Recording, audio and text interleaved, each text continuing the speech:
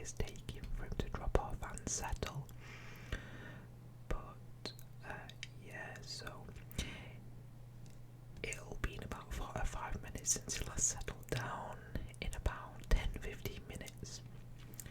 So there may be a little bit of crying from the other room. We have found that he's still not fully able to tie his sleep cycles together very well. He does wake up, he does rouse, he does get a little bit upset, but he has become much better at self-settling now. So if he wakes up and you know that he's roused, we tend to leave him 5 minutes, give him the opportunity to self-settle, because he needs to develop that trait long term anyway, and there's no harm to him in that scenario. All of his needs are met. If we have absolutely any concerns that he's unwell in some way or in pain, we will go in there instantly and we will soothe him, dole feed him. Oftentimes you can tell, just parental instinct, whether his cry is a result of hunger or his cry is a result of feeling a little, perhaps, I guess, unhappy about waking up in unfamiliar circumstances or waking up on his own. But he's become very well at using his hands as a way of self-soothing. Like, we've been watching the camera a lot just to make sure we're aware of how he behaves when he's asleep, and he will oftentimes like rub his hands together like this as like a form of self-soothing, and he does it incredibly well. And you can see him relax, and you can see him, sometimes it's quite funny because you can see him rubbing his hands and then his hands start to slowly drop down to his eyes, and then as it does that final drop off, his hands quickly fall, and sometimes that wakes him up and disturbs him, rouses him a little bit, so he then repeats the cycle a couple of times until he's finally too tired and too sleepy to actually recognise when his hands drop, or sometimes he'll fall asleep with his hands just sort of up in the air. But I know there's obviously mixed sort of feelings and ways of sleep training. We've tried to do a semi-gentle approach, so making sure that all his needs are met, but also trying to make sure that we're giving him the opportunity to self-soothe, not just immediately jumping in there, because every time he's a little bit upset or roused, and because what you're doing is you then become the crutch for him. It can happen with a dummy, or it could happen with any other thing that you use to soothe the baby, where you obviously want to be there for them and you want to comfort them, but you also want them to have that capability to soothe themselves. We have been doing that, and it has been working reasonably well. Like last night, the first night in his own room, possibly due to the fact that it's a bit darker, perhaps the ambience is better, he's in his own bed, perhaps it's a bit quiet. He does have white noise, and he does have some lullabies playing, and he's got a red star projector. It's motionless. We don't want the motion to be stimulated, and it's red to try and not stimulate his night vision, so it doesn't rouse him, so it's deficient of blue light. So we've tried to make it as sensory suitable for maintaining a good sleep. And last night he slept almost 4 hours in his first sleep after his first feed, after his nap. Apologies if you just heard my heel going. My joints are not what they used to be. They make a lot of noise now. And that is very rare for him. I don't think he's done that long of a sleep since he was probably a newborn, really, which is insane. I know Dell's been incredible at handling his absolutely messed up sleep pattern and sleep capabilities. His usual night is waking every hour or two, really, but the majority of those were comfort feeds.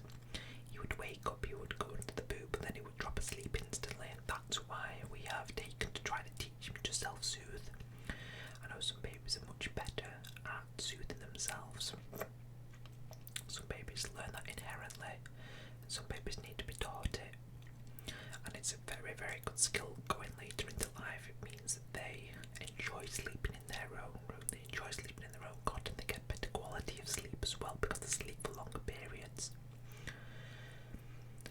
We obviously nobody wanted to go for a full cry it out method. Some people really go militant on it and lock the door on the baby and say, I'm not going in there between these hours, but like from 7 till 7 or something like that, and that is cruelty and neglect, really. I know that for some people it might work, but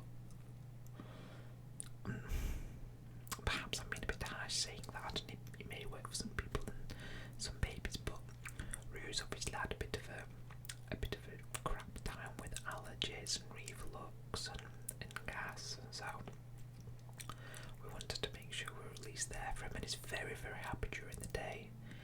He's much more, I wouldn't say his mood's increased through the day, but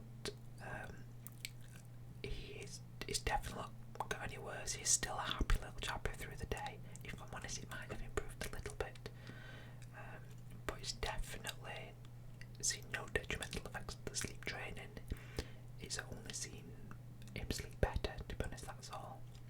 But anyway, yes, I'm hoping you won't be able to hear lullabies in the background of this, but it is slightly loud. I can hear it slightly through the wall, and I know how sensitive this microphone is, so apologies if you can hear that. But anyway, so yes, that's happened, and it's positive progress so far. The only other concern I've sort of got with it is the temperature this time of year as well. In his room, the comfortable sleeping temperatures for babies is between 6 and 21 degrees. I know this time of year it can drop a bit below 16. I think last night it dropped down to a low of 15 in his room. He does have suitable clothing on for it. He has a vest and a sleep suit and a sleeping bag as well, which is sufficient for the temperature, but you do think his hands do get a little bit cold in the night. It makes you feel a bit bad, but at the same time, baby's hands are always cold. They're always the coldest part of them because it's the furthest away from the source, like from his heart, and gets the least blood flow, and yes, they are just naturally cold, but you can't help but worry, I guess. But Dell's in there regularly checking up on him and feeding him, so I've told her that if the heating needs turning up or turning, and we need to even get a separate heater in there, or we need to think a sleeping bag, we just need to, Dell just needs to let me know and we'll sort that out. It's one of those things that we just need to keep monitoring, but for now he's sleeping comfortably, he's happy, so that's great. Anyway, so initial waffle over with, and on to the start of the day. If I'm honest, I need a minute to even think about how this day started because it's felt like a bit of a long day. Not that we've really not achieved that much, but the mornings Rue has started his nighttime sleep and wake times have shifted, so he's going to bed earlier. He's going to bed starting bath time routine now at about 6ish, and is probably down going to sleep for about 6:30, which means that he's waking up at about 7 o'clock this morning. Dell said that he was just laid in bed for about 20 minutes just staring up, didn't kick off, didn't cry, he was just laid there just staring, which is amazing. Normally we get upset wanting that comfort or that wanting food, so yeah, he was just chilled, looking after himself, which was really nice. So I woke up with him about 7, maybe just after 7, and if I'm honest, I probably had enough sleep. I was awake quite a few times in the night, sort of watching him settle on the monitor, trying to figure out if he was going to self-settle, and now if Dell needed to go in, I didn't want to put all the pressure on her. So I felt a little bit rough this morning, but I have been recently anyway with his early wakings. You're sort of not used to it. Like if I was still working my old job, it would have been just normal getting up that early, but even early, sometimes I started work at 7 before, with a 45-minute commute as well, so I'd be getting up at 5:30 in the morning, maybe earlier, but that was it's been a bit of a shock to the system, getting up about 7 o'clock, but get downstairs, make a nice cup of tea, and then just sort of sit there with Roo for a little bit, because he's always happiest once he's come round for a good 20, maybe even 30 minutes sometimes. He can be quite relaxed. And then after that, it can vary his mood. He can stay chilled, he can stay relaxed, or he can get a little bit stressed, get a little bit antsy, perhaps. If he's got maybe like a little bit of gas, or he's just feeling a bit fed up, or particularly at the minute if his teeth are hurting because his two bottom teeth are on the way out. Only 5 months old is slightly premature on his first teething, but it can happen anytime really from 3 months, so it's not unusual in any way. We do have some teething gel and some teething medicine to help numb the pain, but because the medicine is actual like pharmacy medication, you can only really use it every 3 hours, so we're trying to be sparing with it. We do not want to go over we don't want to obviously overdose it or anything like that. So I've been avoiding really giving him that unless we think that it's causing him discomfort, or we want to make sure he has a good sleep as a result. So this morning he was a little bit unsettled. I was sort of do the usual tactics of walking him around a bit, popping him in his swing, having a little bit of a play, and then I decided to take him out on a little bit of a walk up the big long hill next door that leads off of our estate. So I decided to take him on a walk up there in his stroller. I've started to put him in his like seated upright stroller attachment. Sometimes I'll have him strapped to my chest because it loves looking around at the world all strapped to your chest, but I thought I'd put him in his stroller. He seemed still a little bit lethargic from the morning, even though he was already starting to get a little bit grumpy. Strapped him in that, put his hat and his gloves on, and took him up the hill. He was fine on the way up really, but then he started to get a little bit fed up about 3/4 of the way up, a little bit grumpy, trying to get rid of his gloves, and just, I don't know, just unsettled. I'm not really sure why. It's probably his teeth bothering him, to be honest.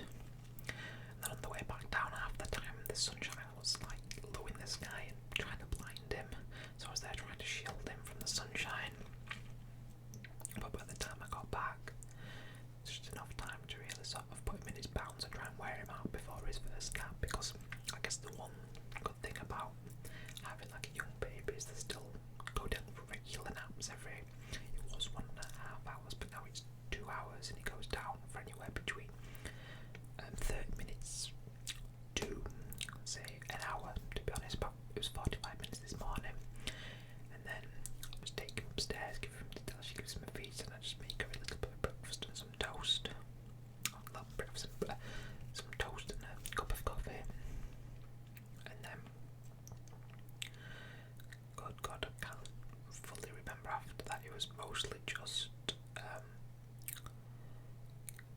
Dell was getting ready because we went to a Costa in Wakefield with my mum and sister for just a little bit of lunch to get out of the house. Just little things like that make a big difference to your weekend, to be honest. They can really break up the weekend. It doesn't have to be anything particularly special, just getting out of the house. So Dell was getting ready for that. I was keeping Roo company, playing with him, having a nice little, doing a bit of dummy time and everything else, putting some little baby sensor videos on the TV and everything else. And then once we were ready, we went into Wakefield, we timed it so that Roo was going to fall asleep in the car on the way there. And I do feel bad for you all, because literally everything is baby related here. My whole life is baby related really at the minute, but that's just the way it is. He comes first, and I brought him into the world. He is my number one priority. I have to keep him alive and keep him happy, so he is my main focus. So yeah, unfortunately that's just the way it is at the minute. So yeah, but we timed it so that he was supposed to sleep on the way there. Timed it really well, so it should have worked out. But the stubborn little guy that he is, he didn't fall asleep until we were almost there, and then we were sat in the car with the engine on, too afraid to turn the engine off when we got there, in case because every time I even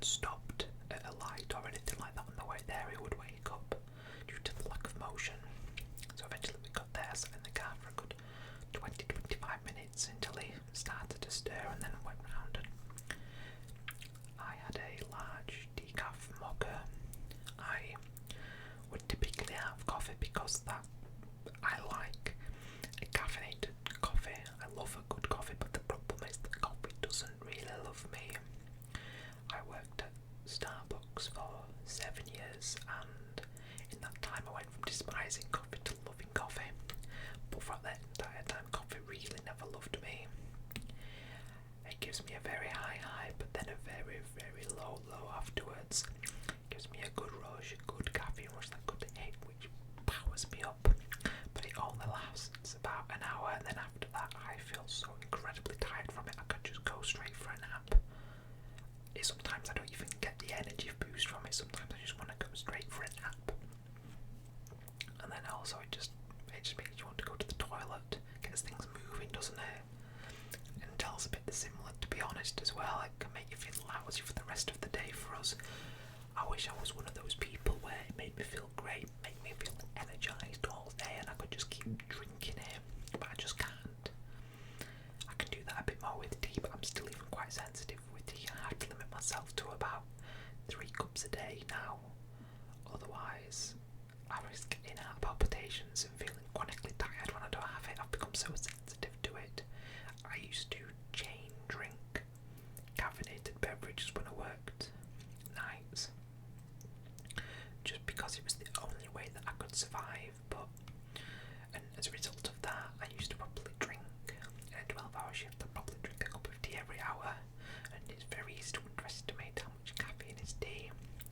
Obviously, tea contains theanine in non-essential amino acid, which is a natural sort of relaxing chemical countermeasure for caffeine, so you don't get that hard hit of the caffeine when you drink tea, but it still contains, as far as I'm aware, each cup of tea still contains roughly enough equivalent caffeine as a shot of espresso, which obviously when you're drinking 12 of those, 12 shots of espressos, is not good for both your, well, for my heart. I started to get heart palpitations at times because on my days off as well I would drink energy drinks because you build up such a high caffeine tolerance that when you're not drinking caffeine you are absolutely chronically tired and cannot function or think. So then you keep drinking caffeine, and then obviously you just, well, it's not good for your heart, is it really? So I started to get heart palpitations, so I reduced it down. But then every time I'd go back onto a night shift, because I worked 4 days on, 4 days off, and then 4 nights on and 4 off, every time I got back to a night shift I'd find that my caffeine intake had increased and my tolerance had increased, and then I'd spend all my days off after that just feeling so chronically tired, combined with the jet lag. It was just awful. I think I've come to realise, and it's something that I'll probably discuss separately, that the way that I felt on nights and the amount of caffeine that I needed to consume just to try and survive was probably a result of possibly undiagnosed ADHD, because of how you process stimulants differently. Stimulants actually relax you and focus you more. They don't necessarily provide that anti-sleep boost that most people get, but that's something I'll discuss separate in a different video. But yeah, so that's really why, as much as I enjoy coffee, I don't really drink it. I tend to just drink tea if I'm going to have some caffeine, because it is relaxing but also stimulating for me, and I don't have as much of a come down from it, and you don't build up as much of a tolerance either. So yes, I had a large decaf mocha because I love chocolate and I love coffee, so why not put them together? And then a cinnamon swirl as well.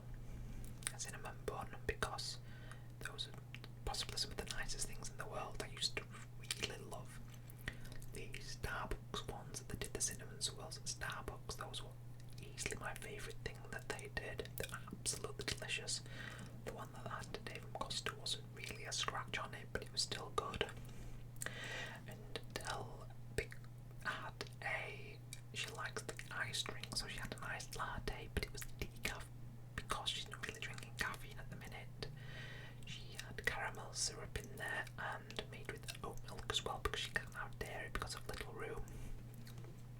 And then I think quite sadly Costa don't seem to accommodate dietary requirements as good as they could do, but luckily they had a vegan apple crumble flapjack, which typically Del wouldn't go for, but I think she really enjoyed. Like, I would always say that apple in baked goods is absolutely delicious, but it does seem a little bit less appealing than something with chocolate in, or I don't know, strawberry or raspberry, maybe something like that. But I think she very much enjoyed it, and yeah, it was just lovely to get out and just be out in public. Rue was obviously quite happy waking up there already. We had that good 20-30 minute grace period, and then even if it does start kicking off and family's there, family are more than happy to just sort of take charge and look after him and have a play with him. But he was incredibly well behaved. He was such a happy little chappy. He even did a little poo, which I went and cleaned up. It didn't have a blowout. It didn't ruin his clothes like he typically would do when we go out. So even that was fine. Then afterwards, we need to just run a couple of errands really, just around that same area. Go to Dunelm to collect a parcel, which was a big wicker basket for storing Rue's toys in. Obviously, Del was a little bit peckish still afterwards, so we just popped into McDonald's and got a simple cheeseburger and chicken burger. Obviously with no dairy. Yeah, it was a chicken mayo with no mayo and a cheeseburger with no cheese. But I guess that's just the life that we have to live at the minute due to little Rupert. And then we went round to popped into Home Bargains and B&M. I think Del really wanted to look at the Easter stuff in there and the Mother's Day stuff, but had very, very little stuff. Nothing really worth mentioning, to be honest. And then we just got a couple of little bit of essentials that they have in there that are cheap, sort of like Arm & Hammer toothpaste and Costa mouthwash and whatnot, stuff that's more expensive elsewhere. I don't like looking at all the obscure foods that are in there, the obscure chocolates and biscuits and drinks, but again, I can't really eat most of them, and the really interesting drinks tend to be energy drinks with a lot of caffeine in, which once upon a time I absolutely loved, but I'm just trying to avoid them so much at the minute because they're too moorish and too addictive almost. So yeah, anyway, we're really well behaved there. And then I just needed to pop into Mantaland to pick up some jockey bottoms because 90% of my life was in jockey bottoms, and then really working from home, having a little one and feeling constantly, I guess, tired means there's not much reason to wear anything else, and why not be comfortable in your own home. So I thought, let's stock up on some jockey bottoms. So I got those, and then just called into Sainsbury's and got some essentials for tea, some sweet potatoes and a lettuce, and just some milk, some normal milk and oat milk for Adele. And then headed home. Rue had a nice little nap on the way home. Got some diesel, which is absolutely insanely expensive at the minute. And then sat in the car when we got home for a good 20 minutes because Rue was asleep. And we didn't want to wake him. As soon as even just stopping the car like I did and turning the engine off is always a risk. Luckily he stayed asleep. But then if we were to open a door, one of his eyes would crack open and he'd be well pissed off. So we just didn't bother. We just sat in the car until he was naturally awake. Then after that, I suppose the next thing for me was I tried taking Rue out again with the dogs this time. Adele's still got a toe infection, so we're trying to avoid walking much really until it's fully healed. It's getting there, but it's not quite there. Last time we went on a walk with the dogs, it ended up getting quite bad and quite sore again, so I tried to take the two dogs out with Rue. And they're only small dogs, but they're absolute assholes if I'm honest.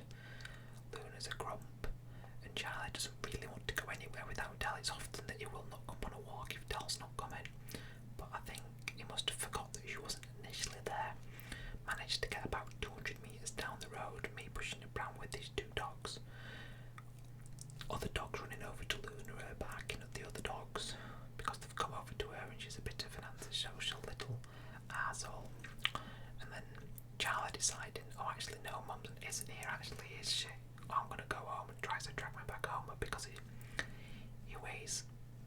less than a bloody bag of sugar at the minute because he refuses to eat anything other than treats because he's an idiot.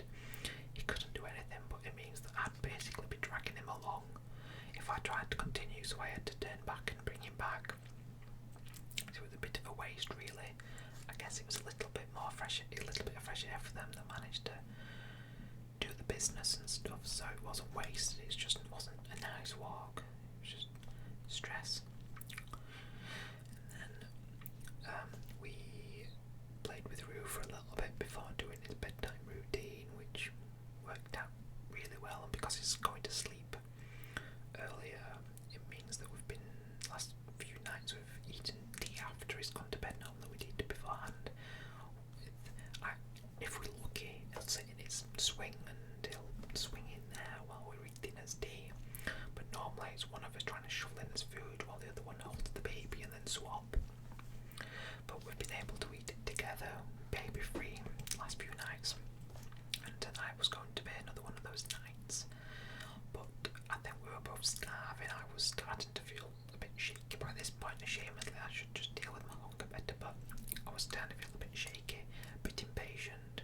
I'm supposed to have chicken, sweet potato fries cooked in the air fryer and some veg, but the sweet potato fries were absolutely abomination. They were just soft strips of sweet potato.